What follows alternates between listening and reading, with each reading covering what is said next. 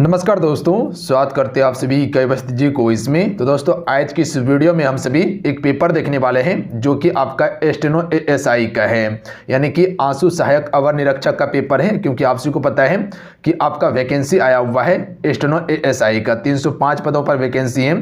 तो जो भी 12th पास कर चुके हैं आप सभी इस फॉर्म को भरने के लिए एलिजिबल हैं। देखिए फॉर्म जो है कि 17 तारीख से फॉर्म भराना शुरू हो जाएगा, 17 दिसंबर से। तो 17 दिसंबर से आप सभी फॉर्म को भर सकते हैं अगर आप 12th पास हैं। तो चलिए शुरू करते हैं आज की इस वीडियो को। देखिएगा ये पेपर जो पहले हुआ था 26/8/2018 को हुआ था, ये बिल्कुल रियल पेपर है, सेम टू सेम देख लीजिएगा, हूबहू वही प्रश्न है जो पूछा गया आप सभी से, बिल्कुल रियल ऑथेंटिक पेपर है, आप सभी इस पर भरोसा कर सकते हैं। तो शुरू से अंत तक आप सभी सॉल्व कीजिएगा, पूरा 1 से लेकर 100 क्वेश्चन आपको हम सॉल्व करवाने वाले हैं। तो चलिए शुरू करते हैं, फिर आज की इस वीडियो को लाइक जरूर कर दीजिएगा आप सभी। पहला क्वेश्चन देखिए जो पूछा गया था कि अमीर खुसरो निम्नलिखित में से किसके शासनकाल से संबंधित नहीं थे। तो देखिए अगर अमीर खुसरो की बात किया जाए तो सबसे पहले इसका शासनकाल समझ लीजिए 1253 से लेकर 1325 तक रहा था। तो ध्यान दीजिएगा यहाँ पर इब्राहिम लोदी वाला नहीं होगा, क्योंकि इब्राहिम लोदी 1526 से संबंधित है ये, जबकि अलाउद्दीन खिलजी मोहम्मद बिन तुगलक और फिरोज तुगलक से संबंधित था। अगला क्वेश्चन देख लीजिएगा, भगवान बुद्ध को ज्ञान की प्राप्ति कहाँ हुई थी। तो ये बौद्ध गया में, याद रखिएगा आप सभी, बौद्ध गया में हुआ था, निरंजना नदी के तट पर बैसाख पूर्णिमा की रात में पीपल वृक्ष के नीचे में, याद रखिएगा आप सभी। अच्छा, पहली बार ज्ञान की प्राप्ति आपका बौद्ध गया में हुआ था। प्रथम उपदेश कहाँ पे दिया था? सारनाथ में दिया था, याद रखिएगा आप सभी, जो कि वाराणसी में पड़ता है।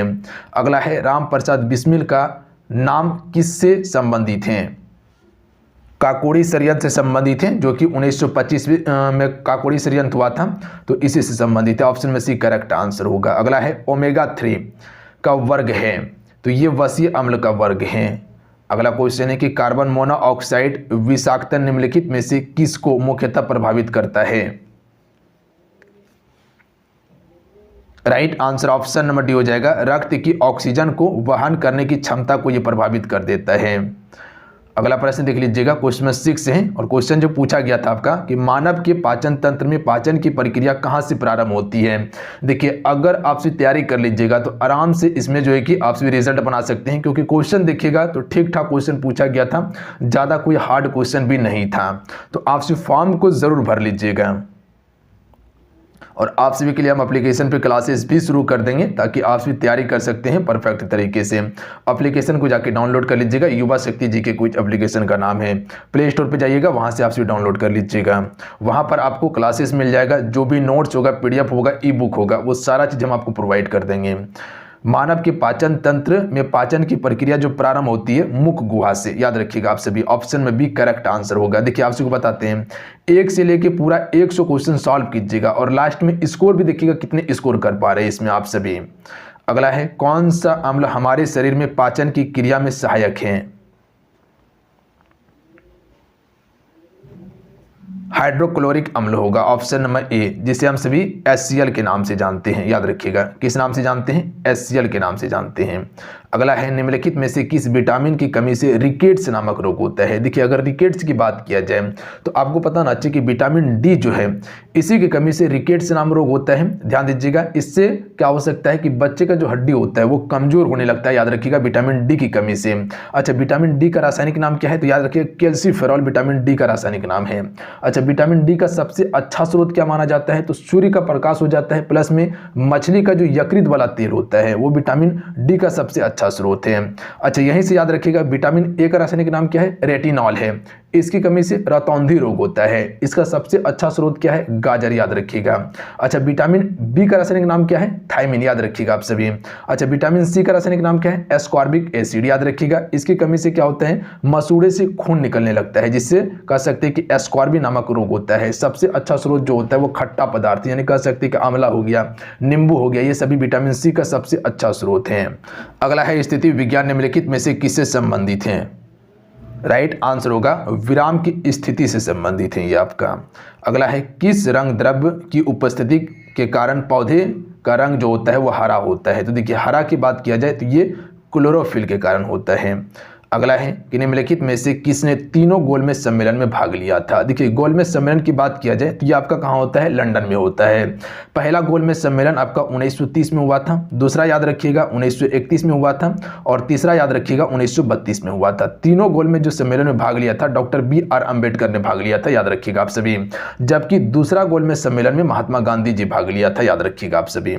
अगला है इंडियन नेशनल कांग्रेस कि 1931 के कराची अधिवेशन की अध्यक्षता निम्नलिखित में से किसने की थी।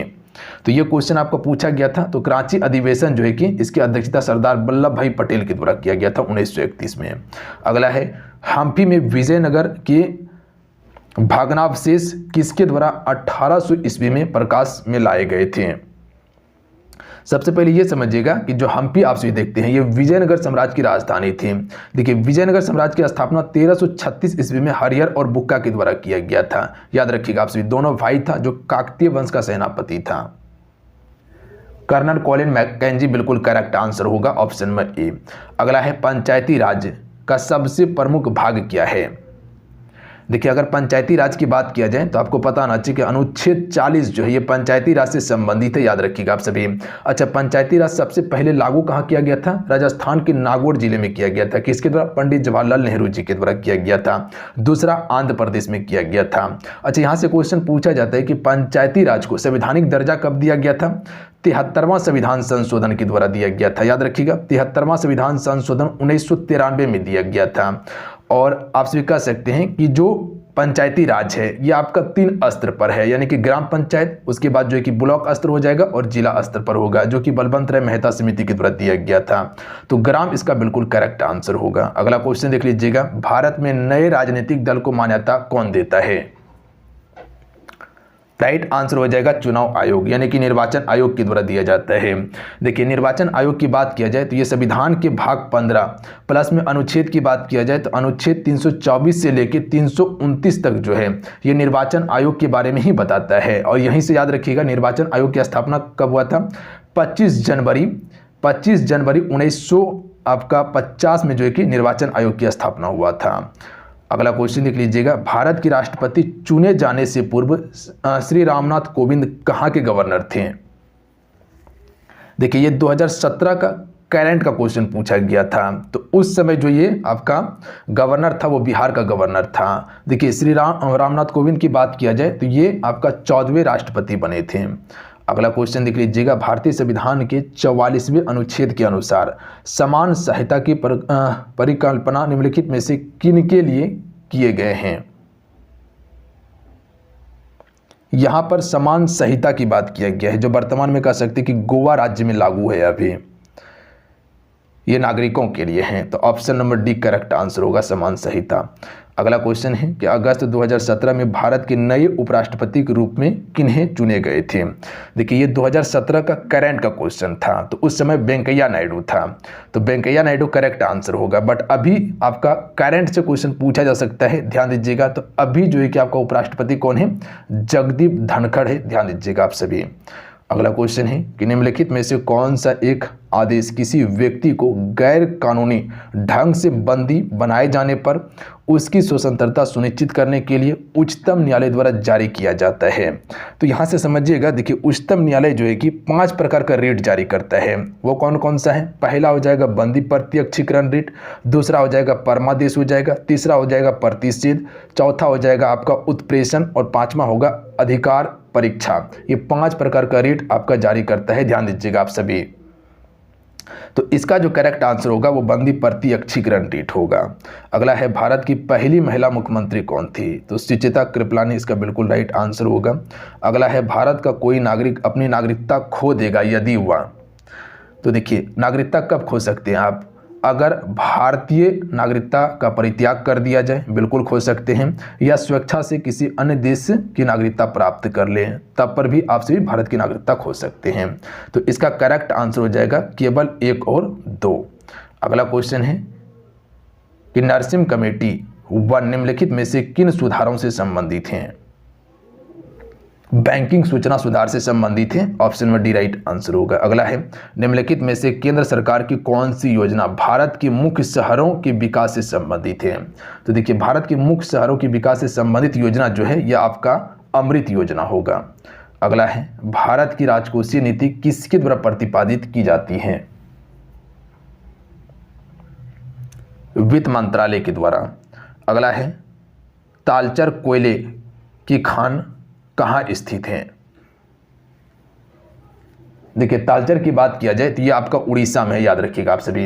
अच्छा, झारखंड में प्रसिद्ध कोयले का खान कौन कौन सा है? तो एक आपका हो जाएगा झरिया जो धनबाद में, प्लस में कर्णपुरा, ये दो फेमस है झारखंड में। देखिए झारखंड में अगर कोयले की बात किया जाए तो भंडारण में पहला स्थान पे आता है आपका झारखंड, याद रखिएगा आप सभी।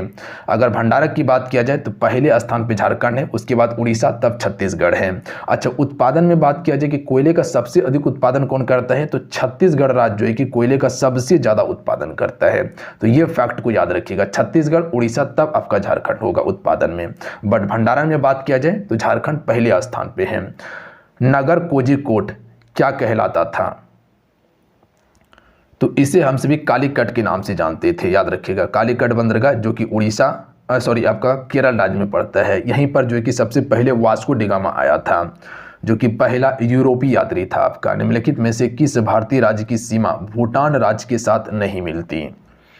देखिए भूटान राज्य की अगर बात किया जाए तो आपको पता होगा कि एक साइड से आप सभी देख सकते हैं कि अरुणाचल प्रदेश होगा, दूसरा आपका जो है कि कह सकते हैं पश्चिम बंगाल से आपका सिक्किम हो जाएगा, मेघालय की सीमा नहीं मिलती है। अगला है किस कारण से दिन और रात होते हैं? बता सकते हैं कोई कि किस कारण से दिन और रात होते हैं? तो पृथ्वी के घूर्णन गति के कारण। ऑप्शन नंबर क्या हो जाएगा? ए राइट आंसर होगा।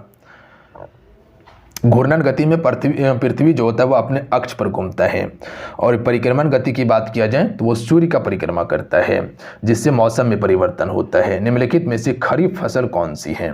देखिए एक रबी फसल, एक खरीफ फसल, एक जायद फसल होता है। तो आपसे बता सकते हैं कि खरीफ फसल कौन सा है? जैसे कि कह सकते हैं कि आपका धान जो है ये क्या है? खरीफ फसल है। गेहूं, जौ, सरसों रबी फसल है, जबकि बाजरा यहाँ पर क्या हो जाएगा? खरीफ फसल होगा। अगला है नासा के मानव रहित यान जूनो ने किस ग्रह पर परीक्षण किया है?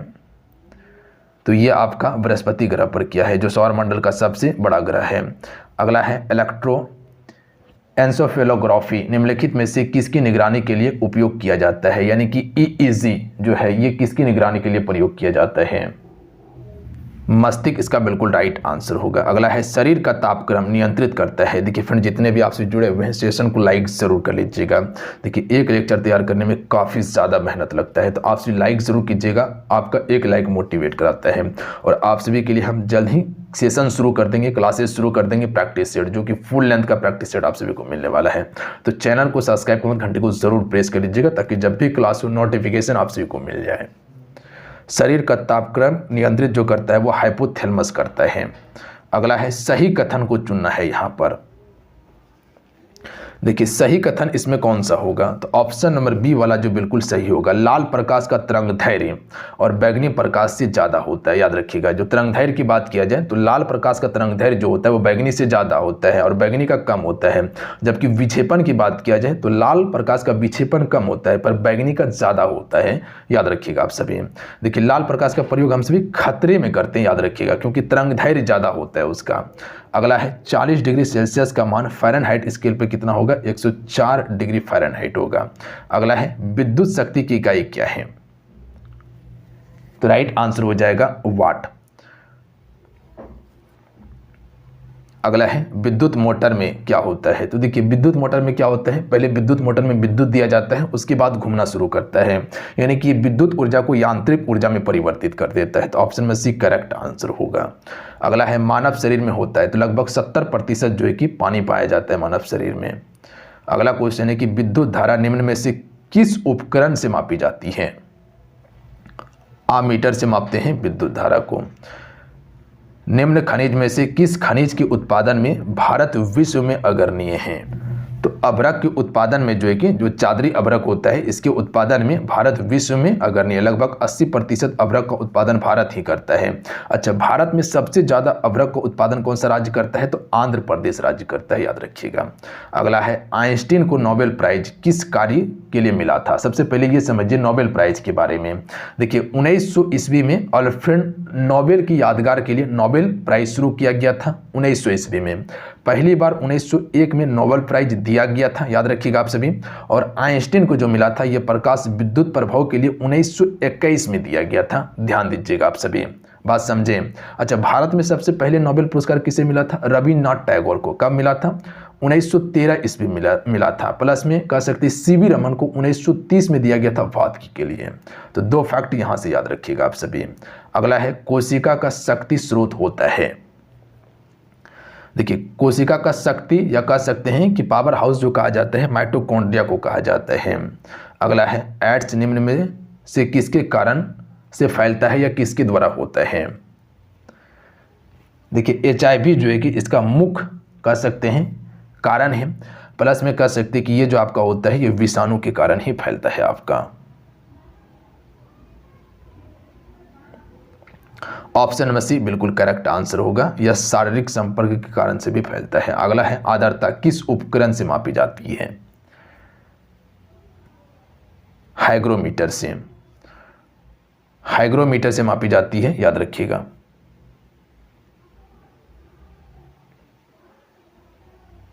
अच्छा, हाइड्रोमीटर से क्या मापी जाती है? तो द्रव का अपेक्षित घनत्व को। पायरोमीटर से हम सभी दूर स्थित वस्तुओं का ताप को ज्ञात करने के लिए पायरोमीटर का प्रयोग करते हैं। लेक्टोमीटर से दूध के घनत्व को मापते हैं। दाब की इकाई क्या है? न्यूटन प्रति मीटर, न्यूटन प्रति वर्ग मीटर होगा दाब की इकाई। अगला है भारत में पशुपालन एवं कृषि के प्राचीनतम साक्ष्य प्राप्त हुए थे, कहां से? तो ये आपका मेहरगढ़ से प्राप्त हुए थे। अगला है भगवान बुद्ध के महापरिनिर्वाण के बाद पहली बौद्ध संहिता हुई थी। देखिए, पहली बौद्ध संहिता की बात किया जाए तो ये आपका अजातशत्रु के शासनकाल में हुई थी। कहां पर? राजगीर में, याद रखिएगा आप सभी। कब? 483 ईसा पूर्व में। दूसरा 383 ईसा पूर्व में कालाशोक के शासनकाल में। और तीसरा जो है 255 ईसा पूर्व में आपका हुआ था किसके? अशोक के शासनकाल में। और चौथी जो हुआ था वो आपका कनिष्क के समय में ईस्वी की प्रथम शताब्दी में हुआ था। अगला क्वेश्चन है कि एक भारतीय राज्य के रूप में बिहार बना। तो बिहार की स्थापना 1912 में हुआ था। डेट याद रखिएगा आपसे 22 मार्च 1912 को। अच्छा, यहीं से याद रखिएगा कि उड़ीसा बिहार से कब अलग हो जाता है? 1936 में। अच्छा, झारखंड कब अलग हो जाता है? 2000 ईस्वी को झारखंड अलग हो जाता है। अगला है इनमें से किसने पहली बार यह व्याख्या की थी कि पृथ्वी के अपने धुरी पर घूमने के कारण प्रतिदिन सूर्य उदय एवं सूर्य अस्त होता है? तो ये आर्यभट्ट के द्वारा किया गया था।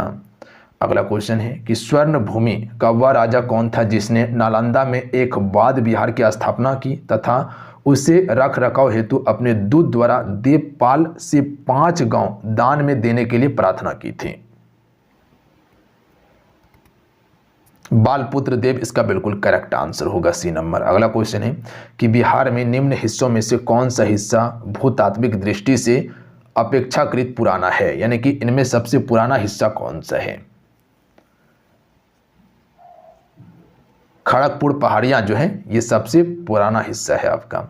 अगला है बिहार पर बख्तियार खिलजी के हमले का पहला विवरण प्राप्त होता है?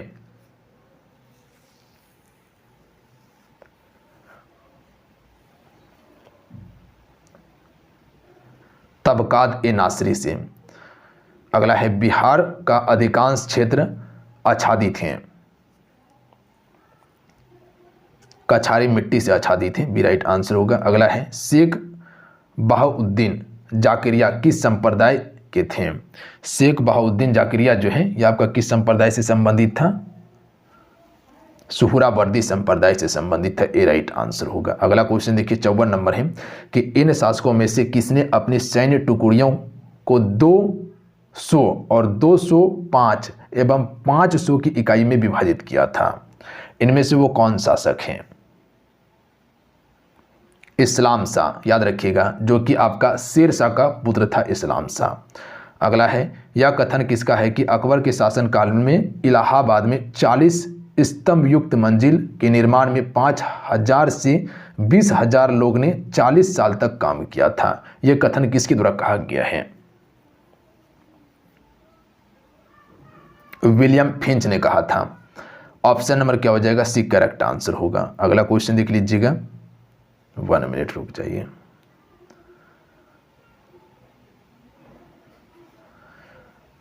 आइए अगला प्रश्न है कि कश्मीर का अकबर नाम से प्रसिद्ध सुल्तान था। सुल्तान जैन अल आब्दीन। अगला है फिरायाजी आंदोलन की शुरुआत किसने की थी। देखिए इस आंदोलन की शुरुआत जो है कि हाजी सिरियातुल्लाह के द्वारा किया गया था। ऑप्शन में ए राइट आंसर होगा। अगला है कि poverty un British rule in India के लेखक जो थे ये कौन थे। तो इसके लेखक दादा भाई नौरोजी है इस पुस्तक का। अगला है निम्न में से कौन सा एक स्थल रुद्ध देश है, या कह सकते हैं कि स्थलबद्ध देश है, जिसे कह सकते हैं कि लैंडलॉक। हंगरी जो है ये आपका एक लैंडलॉक देश है। Option number B right answer होगा। लैंडलॉक का अर्थ क्या होता है, यानी कि चारों तरफ से स्थल से घिरा हुआ, समुद्री सीमा साझा नहीं होता हो। अगला है निम्न में से कौन सा द्वीप क्षेत्रफल में सबसे बड़ा है। देखिए ऑप्शन के हिसाब से जाया जाए तो ये आपका बोर्नियो द्वीप जो कि आपका हिंद महासागर में है, ये सभी में सबसे बड़ा द्वीप है। बट सबसे बड़ा द्वीप जो है वो आपका ग्रीनलैंड द्वीप है, याद रखिएगा, जो अटलांटिक महासागर में है। बात समझ गए आप सभी, बिल्कुल। अगला है निम्न में से किस क्षेत्र में भूमध्यसागरीय जलवायु प्रचलित नहीं है।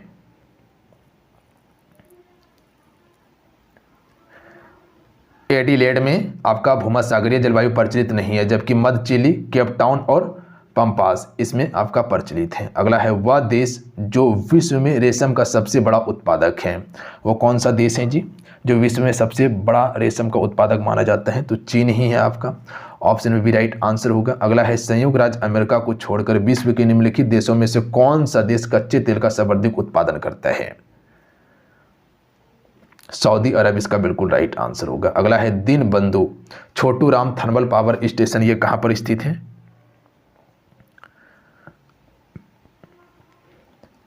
यमुनानगर हरियाणा में है। अगला है किसी भी मानचित्र पर एक जैसे वर्षा वाले स्थानों को जोड़ने वाली रेखाएं क्या कहलाती हैं। तो इसे समवर्षा रेखा कहा जाता है। निम्नलिखित में से कौन सा परमाणु ऊर्जा केंद्र पूर्णतः भारत के द्वारा निर्मित किया गया था। देखिए कलपक्कम जो है ये पूर्णतः भारत के द्वारा निर्मित किया गया आपका है। और कलपक्कम की बात किया जाए तो ये आपका कहां पर है, तमिलनाडु राज्य में स्थित है, याद रखिएगा आप सभी। कलपक्कम कहां पर है, तमिलनाडु राज्य में है, याद रहेगा आप सभी को। अच्छा यहीं से अगर बात किया जाए कि नरोरा जो है ये कहां पर है, उत्तर प्रदेश यानी कि यूपी में है। रावत भाटा की बात किया जाए तो ये आपका कहां पर है, राजस्थान में पड़ता है। अच्छा कुडनकुलम कहां पर है, ये भी आपका तमिलनाडु में है, जो कि रूस के सहयोग से बनाया गया था। अगला है स्वर्ण क्रांति संबंधित है, बागवानी से संबंधित है आपका स्वर्ण क्रांति। अच्छा यहीं से अगर बात किया जाए कि धूसर क्रांति किससे संबंधित है, तो रासायनिक उर्वरक उत्पादन से। सुनहरी क्रांति बागवानी एवं फल उत्पादन से। लाल क्रांति मांस एवं टमाटर उत्पादन से संबंधित है। हरित क्रांति खाद्यान्न उत्पादन से संबंधित है। नीली क्रांति मत्स्य उत्पादन से, या कह सकते कि मत्स्य पालन से। रजत क्रांति किससे संबंधित है, कपास उत्पादन से, याद रखिएगा आप सभी। देखिए रजत रेशा क्रांति की बात किया जाए तो वो आपका कपास होगा, बट रजत क्रांति की बात किया जाए तो अंडा हो गया या कुक्कुट उत्पादन से संबंधित है रजत क्रांति। बट रजत रेशा क्रांति की बात किया जाए तो वो आपका कपास उत्पादन से होगा। अगला है वो कौन सा दर्रा है जो नीलगिरी पर्वत की दक्षिणी भाग में दक्षिण भारत में स्थित है। नीलगिरी पर्वत के दक्षिणी भाग में दक्षिण भारत में स्थित है, वो पालघाट दर्रा है। Option number A right answer होगा। अगला है विश्व प्रसिद्ध विक्टोरिया प्रपात निम्नलिखित में से किस नदी पर है, जाम्बेजी नदी पर है। ऑप्शन में सी करेक्ट आंसर होगा। अलास्का निम्नलिखित में से किस देश में स्थित है। देखिए अलास्का जो है ये संयुक्त राज्य अमेरिका में है। देखिए अलास्का जो है रूस का ही हिस्सा था, बट एक समय में रूस जो है कि अलास्का को बेच दिया था और खरीदा कौन था, अमेरिका खरीदा था, तो ये अमेरिका का हिस्सा है। कनाडा के साइड में देखिएगा अलास्का आपको मिलेगा देखने के लिए। भारत में सबसे ऊंचा जलप्रपात कौन सा है, जोग जलप्रपात, याद रखिएगा। जोग या गोरसप्पा इसको कहते हैं, कर्नाटक में स्थित है। अगला है ऊर्जा का सबसे बड़ा विकल्प स्रोत क्या है, सौर ऊर्जा। अगला है जनसंख्या लाभांश किसे निर्दिष्ट करता है, बी करेक्ट आंसर होगा। किसी जनसंख्या की तरुण आयु संरचना को निर्दिष्ट करता है आपका जनसंख्या लाभांश। अगला है केरल में मार्शल आर्ट को किस नाम से जाना जाता है? कलारीपयट्टू के नाम से हम सभी केरल में मार्शल आर्ट को जानते हैं। आंतरिक सुरक्षा अकादमी कहां पर अवस्थित है?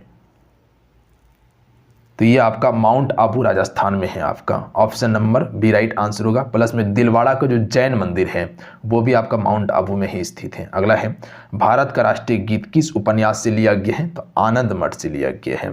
सूर सागर क्या है? तो देखिए सूर सागर जो है ये आपका सूरदास जी का एक काव्य रचना है।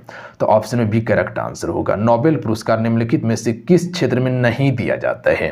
देखिए नोबेल पुरस्कार जो है दिया जाता है किसमें? आपका साहित्य में दिया जाता है, शांति के लिए दिया जाता है, विज्ञान में बात किया जाए तो आपका भौतिकी के लिए, चिकित्सा के लिए और रसायन के लिए दिया जाता है। प्लस में इकोनॉमी में भी दिया जाता है। बट बात किया जाए गणित में तो नहीं दिया जाता, याद रखिएगा आप सभी। बात समझ गए। अगला है सुब्रतो कप निम्नलिखित में से किस खेल से संबंधित है? यह आपका फुटबॉल खेल से संबंधित है सुब्रतो कप। अगला है ओपेक, जिसे पेट्रोलियम निर्यातक देश का संगठन है ओपेक, इसका मुख्यालय कहां पर स्थित है? देखिए इसका मुख्यालय जो है वियना में स्थित है, जो कि ऑस्ट्रिया की राजधानी है वियना। तो ऑप्शन नंबर जिनेवा नहीं होगा, वियना इसका बिल्कुल करेक्ट आंसर होगा। अच्छा विश्व बैंक का मुख्यालय कहां पर है? न्यूयॉर्क में है। अगला है राष्ट्रीय बालिका दिवस कब मनाया जाता है? देखिए राष्ट्रीय बालिका दिवस जो मनाया जाता है 24 जनवरी को मनाया जाता है। तो याद रखिएगा आपसे भी डी राइट आंसर होगा। यहीं से एक फैक्ट और याद रखिएगा कि 8 मार्च को अंतर्राष्ट्रीय महिला दिवस मनाया जाता है। याद रखिएगा 8 मार्च को अंतर्राष्ट्रीय महिला दिवस, प्लस में 12 मई को राष्ट्रीय नर्स दिवस मनाया जाता है। कब? 12 मई को। अच्छा यहीं से याद रखिएगा आप सभी कि 7 अगस्त को, याद रखिएगा आप सभी 7 अगस्त को कौन सा दिवस मनाया जाता है? तो 7 अगस्त को भाला फेंक दिवस मनाया जाता है, यानी कि राष्ट्रीय भाला फेंक दिवस। 24 जनवरी को बताएं कि राष्ट्रीय बालिका दिवस मनाए जाते हैं। अच्छा यहीं से याद रखिएगा 30 जनवरी के बारे में कि 30 जनवरी को जो है ये कौन सा दिवस मनाए जाते हैं? तो ध्यान दीजिएगा शहीद दिवस, प्लस में विश्व कुष्ठ रोग दिवस मनाए जाते हैं। तो ये आप 30 जनवरी के बारे में याद रखिएगा। अच्छा राष्ट्रीय युवा दिवस कब मनाया जाता है? तो 12 जनवरी को जो है राष्ट्रीय युवा दिवस मनाया जाता है, 12 जनवरी को। 3 जनवरी को कौन सा दिवस मनाया जाता है? किसी को पता है 3 जनवरी को कौन सा दिवस मनाया जाता है? तो राष्ट्रीय बालिका शिक्षा दिवस मनाया जाता है। अगला है हॉर्नबिल फेस्टिवल भारत के किस राज्य में मनाया जाता है? हॉर्नबिल ये आपका नागालैंड में मनाया जाता है, याद रखिएगा आप सभी। यहीं से एक फैक्ट याद रखिएगा कि जब चारकूट जो मनाया जाता है ये पर्व कहाँ मनाया जाता है? मिजोरम में मनाया जाता है, याद रखिएगा आप सभी। अगला क्वेश्चन देखिए NSDL का पूरा रूप क्या है, यानी कि इसका फुल फॉर्म आपको बताना है। NSDL का, इसे नेशनल सिक्योरिटी डिपॉजिटरी लिमिटेड के नाम से जानते हैं, जिसका मुख्यालय कहाँ पर है? मुंबई में है। इसकी स्थापना 1996 में किया गया था। तो इसका correct answer option number B हो जाएगा। अगला है भास्कर की लीलावती किस विषय का मानक मूल पाठ है? तो ये आपका गणित का मूल पाठ है आपका। अगला है वाक्यांश से जस्ट डू इट किस कंपनी से संबंधित है? तो ये आपका नाइक कंपनी से संबंधित है, जिसे हम सभी नायका के नाम से जानते हैं, जो कि जूता बनाने वाली कंपनी है। अगला है मधुबनी शैली जो कि एक लोक चित्र शैली है, निम्नलिखित में से किस राज्य से संबंधित है? तो जब भी आप मधुबनी देखिएगा तो डायरेक्ट टिक कर सकते हैं कि बिहार से संबंधित है। भारत ने हाल ही में खुद को किस रोग से मुक्त घोषित किया है?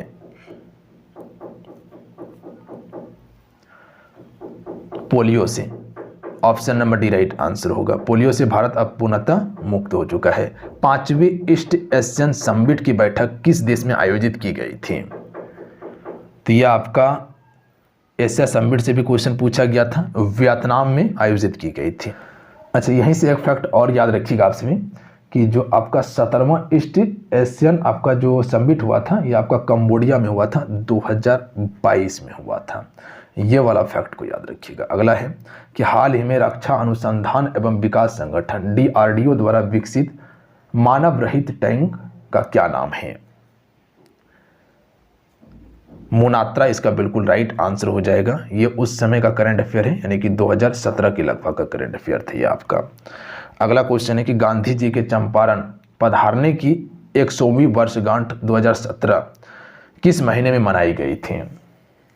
आप सभी को पता है कि 1917 में महात्मा गांधी जी के द्वारा चंपारण सत्याग्रह किया गया था। तो ये महीना कौन सा था? अप्रैल माह था। अगला है कौन सी मेट्रो रेल सर्विस विश्व की पहली पूर्णतः हरित मेट्रो सिस्टम के रूप में पहचानी गई है? तो दिल्ली मेट्रो। अगला क्वेश्चन है कि निम्न में से किस राज्य सरकार ने बालिकाओं के लिए स्नातक डिग्री तक मुफ्त शिक्षा प्रदान करने का फैसला किया है? तो ये आपका 2017 में ही किया गया था, कर्नाटक राज्य के द्वारा। अगला क्वेश्चन देख लीजिएगा, निम्नलिखित में से किस शहर में ग्रीष्मकालीन ओलंपिक 2020 होने जा रहा था? देखिए 2020 में था प्रस्तावित, बट ये 2021 में हुआ था। तो ये किस शहर में हुआ था पता है आप सभी को? टोक्यो जापान में हुआ था। याद रखिएगा ये खत्म हो चुका है। अच्छा, अभी जो 2024 में आपका जो है कि ओलंपिक जो हुआ था वो कहाँ हुआ था? पेरिस में हुआ था। अच्छा, 2028 में कहाँ होना है? अमेरिका का लॉस एंजलिस में होने वाला है।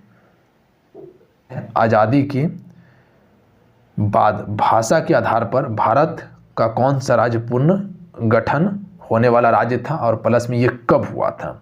तो देखिए आंध्र प्रदेश जो है एकमात्र ऐसा राज्य था जो कि सबसे पहले भाषा के आधार पर गठित हुआ था, और ये आपका 1953 में हुआ था। तो ध्यान दीजिएगा, यहाँ बस ये डेट ही पूछा गया था कि कब जो है कि गठित हुआ था। तो ये 1953 में भाषा के आधार पर गठित होने वाला राज्य आंध्र प्रदेश था। निम्न तत्वों में से किसमें न्यूट्रॉन नहीं होता है? तो हाइड्रोजन में नहीं होता है, जबकि ऑक्सीजन, नाइट्रोजन और तांबा में होता है। अगला है एंगस्ट्रॉम इकाई है, तरंगदैर्घ्य की इकाई है एंगस्ट्रॉम। अगला है आवृत्ति को मापा जाता है किससे? तो हर्ट्ज से मापते हैं आवृत्ति को। भारत में निम्न राज्यों में से किसे चीनी का कटोरा कहा जाता है? देखिए चीनी का कटोरा कहा जाता है उत्तर प्रदेश को, याद रखिएगा आप सभी। ए राइट आंसर होगा। उत्तर प्रदेश में जो कि सबसे ज़्यादा गन्ना का उत्पादन किया जाता है। अगला है ट्राइग्लिसराइड क्या है? तो ये आपका वसा यानी कि फैट है, याद रखिएगा आप सभी। क्या है? फैट है।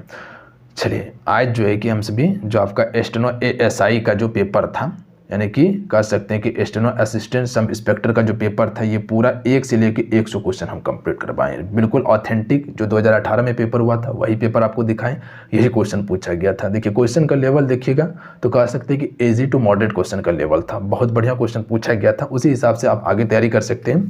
हालांकि इसी चैनल पर आपको हम तैयारी करवाएंगे, तो चैनल से जरूर जुड़ जाइएगा आप सभी। और आप सभी एप्लीकेशन को डाउनलोड ज़रूर कर लीजिएगा। जल्दी हम क्लासेस भी आपके लिए शुरू करने वाले हैं, जहां पर थ्योरी क्लासेस चलेगा, जहां पर नोट्स, ई बुक, पीडीएफ सारा चीज़ आपको दिया जाएगा। जो टू द पॉइंट चीज़ें हैं वो सारा चीज़ आपको वहां पर मिल जाएगा। तो आप सभी ज़रूर ज्वाइन कर लीजिएगा। जाते जाते फ्रेंड सेशन को लाइक करके शेयर करके जाइएगा। मिलते हैं। जय हिंद, वंदे मातरम। ध्यान रखिएगा, पढ़ाई करते रहिएगा। और आप सभी हमको बताइएगा कि 1 से लेकर पूरा 100 क्वेश्चन का जो सोल्यूशन अभी किए आप, इसमें कितने स्कोर कर पाए? बिल्कुल टेस्ट के तौर पर लेके गए होंगे आप सभी अपना स्कोर भी ज़रूर बता के जाइएगा। जय हिंद।